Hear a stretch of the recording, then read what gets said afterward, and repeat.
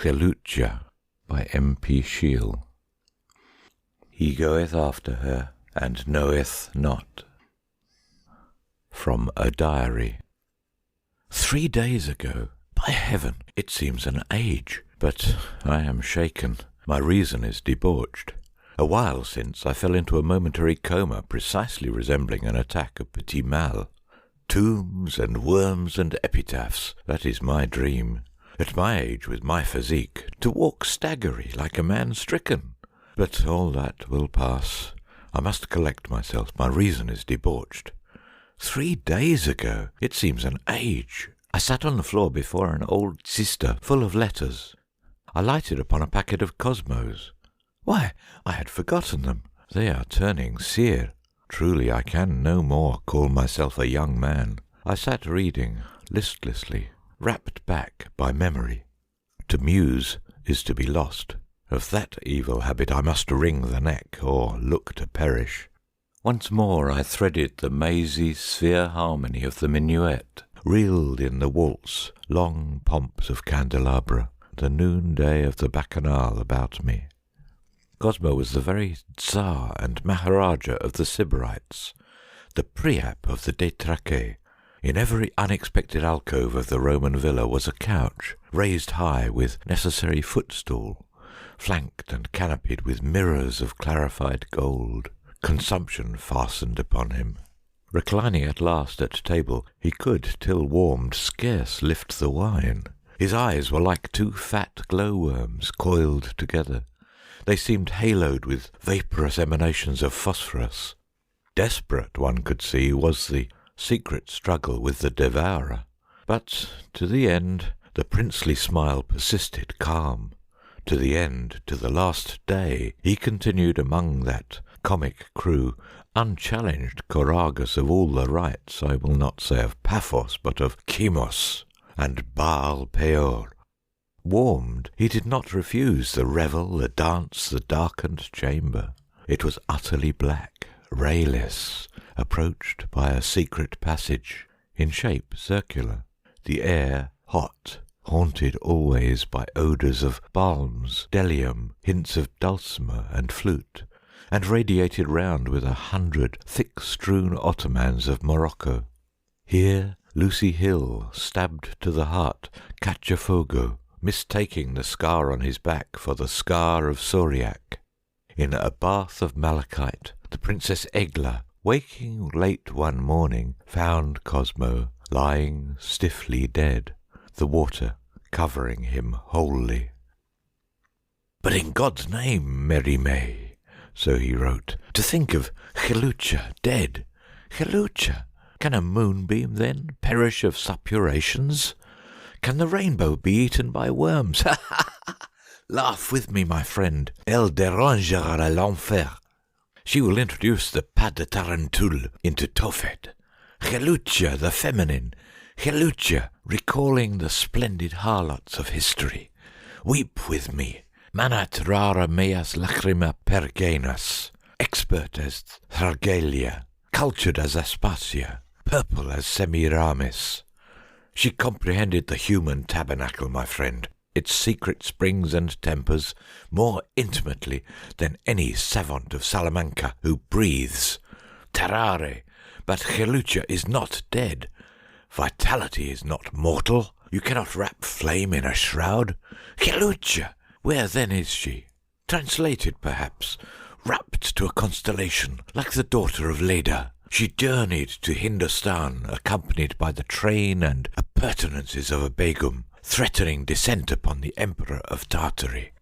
I spoke of the desolation of the West. She kissed me and promised return. Mentioned you too, Mary May. Her conqueror, Mary May, destroyer of woman. A breath from the conservatory, rioting among the ambery whiffs of her forelocks, sending it singly a wave over that thulite tint, you know.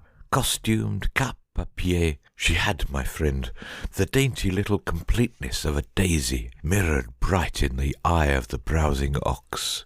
A simile of Milton had for years, she said, inflamed the lust of her eye. The barren plains of Sericana where Chineses drive with sails and wind their caney wagons light. I and the Sabaeans, she assured me, wrongly considered flame the whole of being, the other half of things being Aristotle's quintessential light. In the Urania Hierarchia and the Faust book you meet a completeness, burning seraph, cherub full of eyes. Xelucha combined them. She would reconquer the Orient for Dionysius and return. I heard of her blazing at Delhi, drawn in a chariot by lions. Then this rumour, probably false. Indeed, it comes from a source somewhat turgid. Like Odin, Arthur, and the rest, Xelucha will reappear. Soon subsequently, Cosmo lay down in his balneum of malachite and slept, having drawn over him the water as a coverlet. I, in England, heard little of Xelucha. First that she was alive, then dead, then alighted at old Tadmor in the wilderness, Palmyra now. Nor did I greatly care, Xelucha having long since turned to apples of Sodom in my mouth. Till I sat by the sister of letters and reread Cosmo, she had for some years passed from my active memories.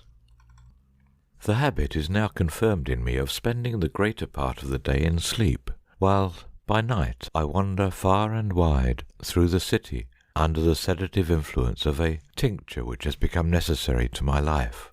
Such an existence of shadow is not without charm, nor, I think, could many minds be steadily subjected to its conditions without elevation, deepened awe. To travel alone with the primordial cannot but be solemn. The moon is of the hue of the glowworm, and night of the sepulchre. Nux bore not less Thanatos than Hypnos, and the bitter tears of Isis redundulate to a flood.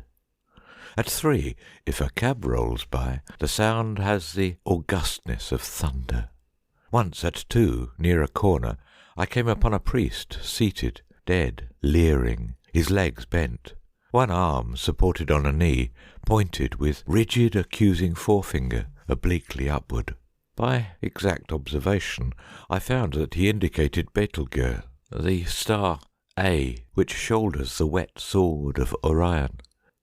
He was hideously swollen, having perished of dropsy. Thus in all supremes is a grotesquerie, and one of the sons of night is Buffo.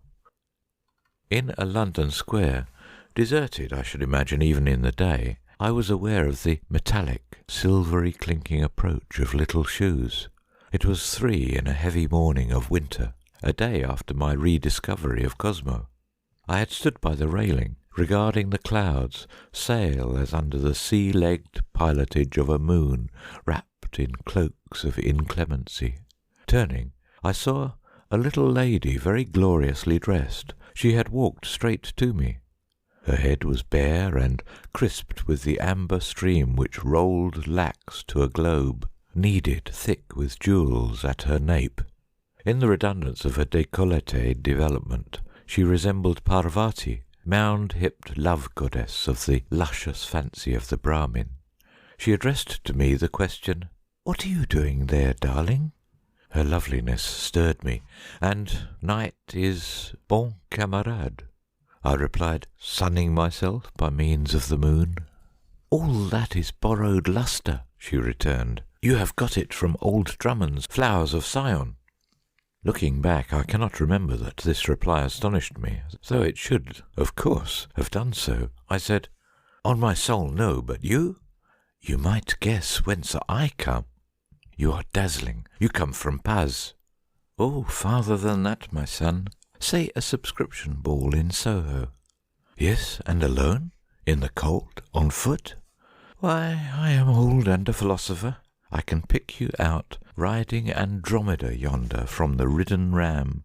They are in error, monsieur, who suppose an atmosphere on the broad side of the moon.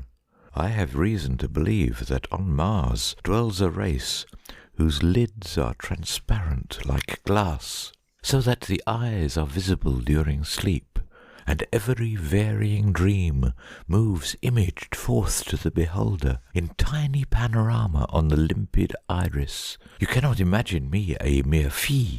To be escorted is to admit yourself a woman, and that is improper in nowhere. Young Eos drives an équipage à quatre, but Artemis walks alone. Get out of my borrowed light in the name of Diogenes. I am going home. Far? Near Piccadilly? But a cab? No cabs for me, thank you. The distance is a mere nothing. Come. We walked forward. My companion at once put an interval between us, quoting from the Spanish curate that the open is an enemy to love.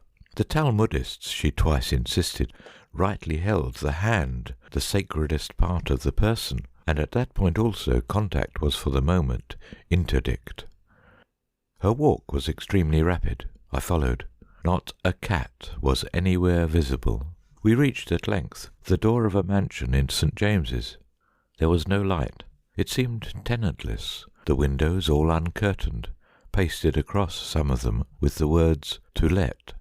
My companion, however, flitted up the steps and, beckoning, passed inward. I, following, slammed the door and was in darkness. I heard her ascend, and presently a region of glimmer above revealed a stairway of marble curving broadly up. On the floor where I stood was no carpet nor furniture. The dust was very thick.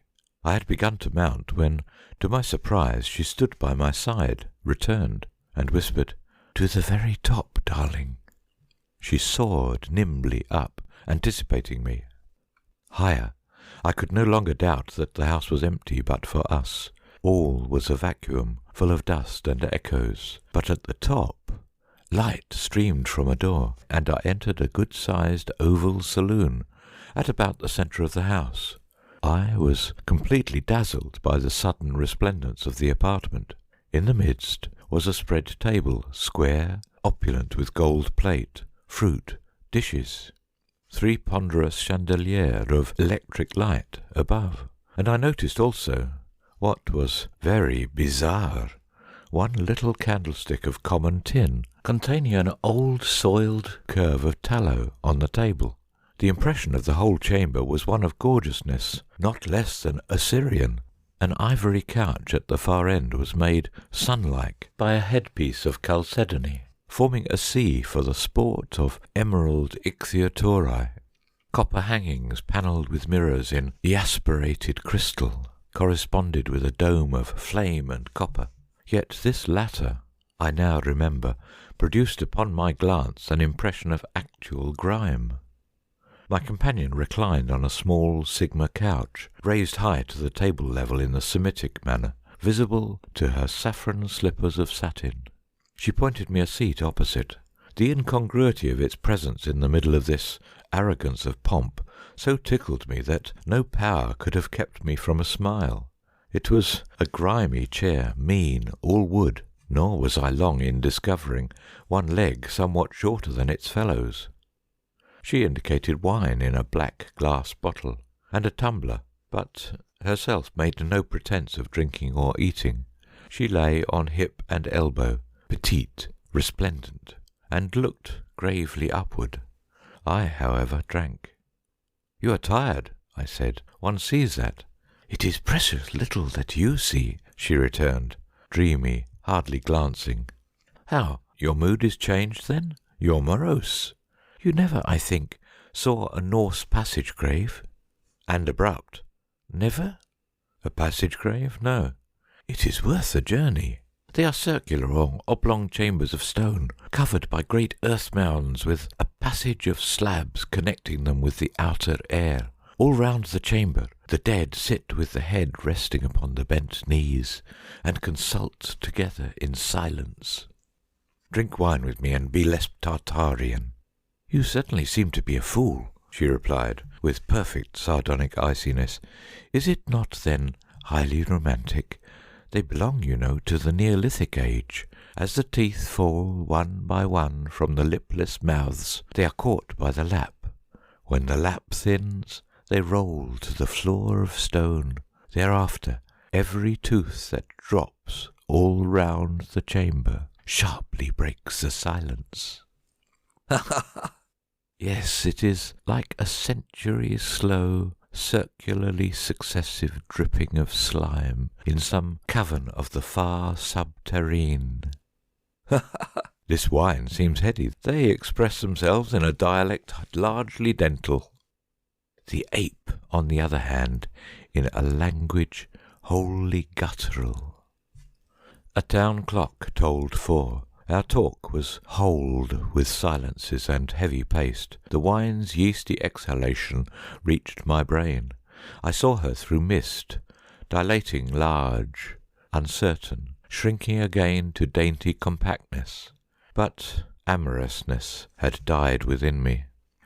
"Do you know," she asked, "what has been discovered in one of the Danish keukenmothings by a little boy? It was ghastly. The skeleton of a huge fish with human—" "You are most unhappy." "Be silent. You are full of care. I think you are a great fool. You are racked with misery. You are a child. You have not even an instinct of the meaning of the word." "How? Am I not a man? I too miserable, careful?"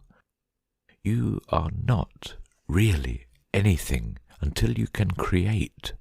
"Create what?" "Matter." "That is foppish. Matter cannot be created nor destroyed." "Truly, then, you must be a creature of unusually weak intellect. I see that now. Matter does not exist. Then there is no such thing, really. It is an appearance, a spectrum. Every writer not imbecile, from Plato to Fichte, has voluntary or involuntary proved that for your good. To create it is to produce an impression of its reality upon the senses of others. To destroy it is to wipe a wet rag across a scribbled slate. Perhaps I do not care, since no one can do it." "No one? You are mere embryo." "Who then?" "Anyone whose power of will is equivalent to the gravitating force of a star of the first magnitude." "By heaven, you choose to be facetious. Are there then wills of such equivalence?"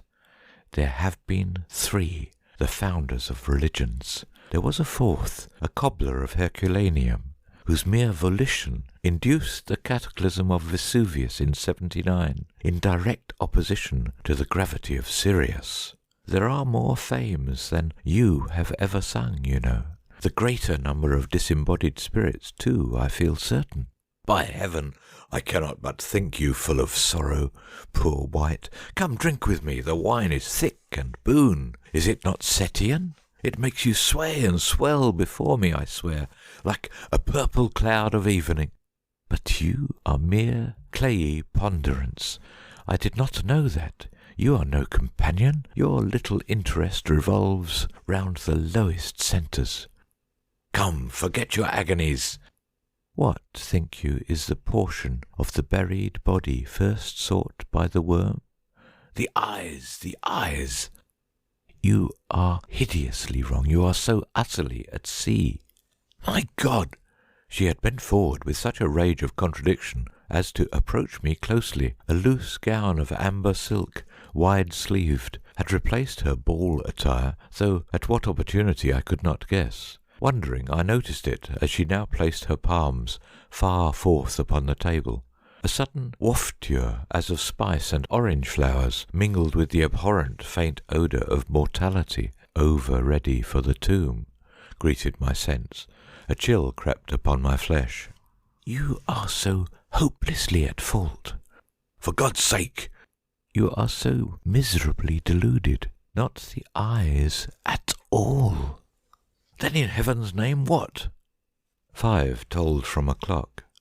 "The uvula, the soft drop of mucous flesh, you know, suspended from the palate above the glottis. They eat through the face-cloth and cheek, or crawl by the lips through a broken tooth, filling the mouth. They make straight for it. It is the deliciae of the vault."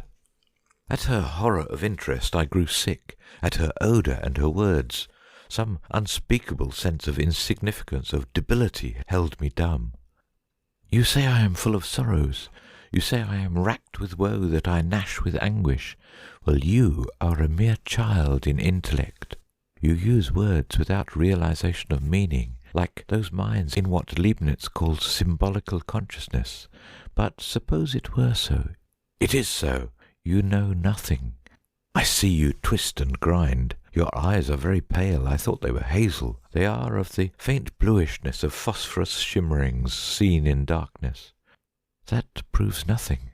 But the white of the sclerotic is dyed to yellow. And you look inward. Why do you look so palely inward, so woe-worn upon your soul? Why can you speak of nothing but the sepulchre and its rottenness? Your eyes seem to me wan with centuries of vigil, with mysteries and millenniums of pain. Pain, but you know so little of it. You are wind and words. Of its philosophy and rationale, nothing. Who knows?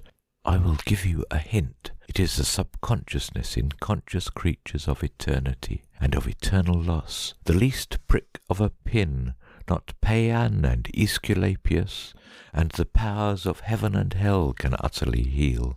Of an everlasting loss of pristine wholeness, the conscious body is subconscious, and pain is its sigh at the tragedy. So with all pain, greater the greater the loss. The hugest of losses is, of course, the loss of time. If you lose that, any of it, you plunge at once into the transcendentalisms, the infinitudes of loss. If you lose all of it... But you so wildly exaggerate. Ha ha! You rant, I tell you, of commonplaces with the woe. Hell is where a clear, untrammelled spirit is subconscious of lost time, where it boils and writhes with envy of the living world, hating it forever and all the sons of life. But curb yourself. Drink, I implore, for God's sake, but once. To hasten the snare, that is woe. To drive your ship upon the lighthouse rock, that is Mara. To wake and feel it irrevocably true that you went after her, and the dead were there, and her guests were in the depths of hell, and you did not know it, though you might have.